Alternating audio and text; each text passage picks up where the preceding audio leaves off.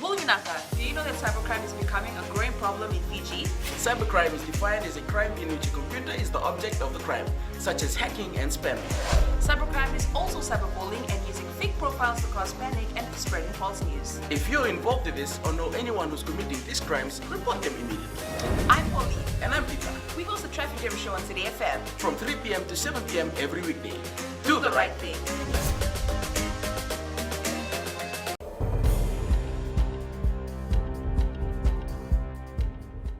Ni sambulo benaka. Se koe ongo na pakaleleka ni no anda itukutuku e na mbongi endendai. Na ministri ni takataka e se dhingoma tinga e bunga na kunru e na bugu ni beka e maisho tabitiko e na beit tambana ni takataka te kibuma e na ngauna e beit takabikina na mate na COVID-19. Goe wilikina na kia na sianga ni somitiko na livi ni tamata takataka wakakina na beka e randondonu mera somikina na tamata takataka kakoto na ruguni lawa pakatokai na Employment Relations Act 2007. Kaina Minister Pravin Kumar ni asabagaitor na bital no ke na sona ito kini takataka i resang ni bia muria na ibaga sala e soli. Kai talangani sona bisnisi e rabagarita katiko ni ratori baka e sona tubutuba me bakani so tabitiko na bakatata ni mate na COVID-19 e na didibaki ni bisnisi.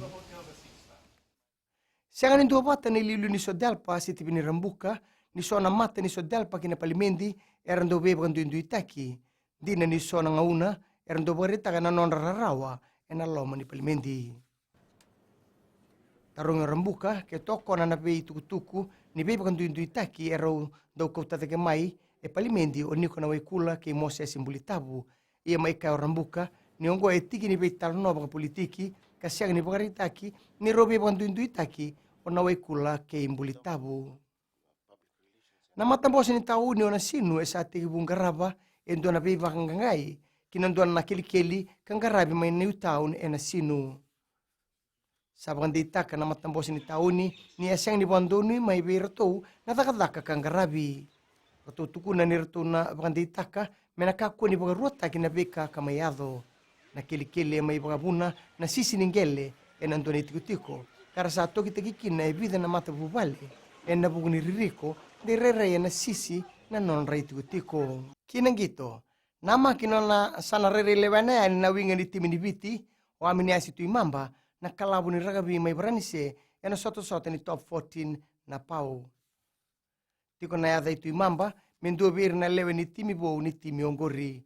Nama ki mena beto mani talanga bua na daung gitu ni branise o Elliot Rodel kang gitu tiko na kalabu ni ragabi na La Rochelle Club. May dabekir na pakaleleka ni noanda tukutuku. Na kena ikuri, eranan sama seni na Radio Fiji 1, kinambula FM. Ni pagkating binaka.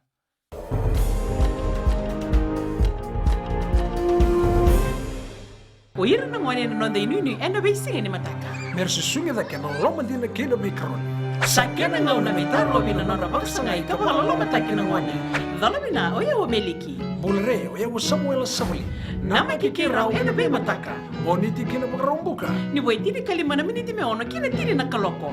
Ena Radio Fiji 1 nandomo ibiti.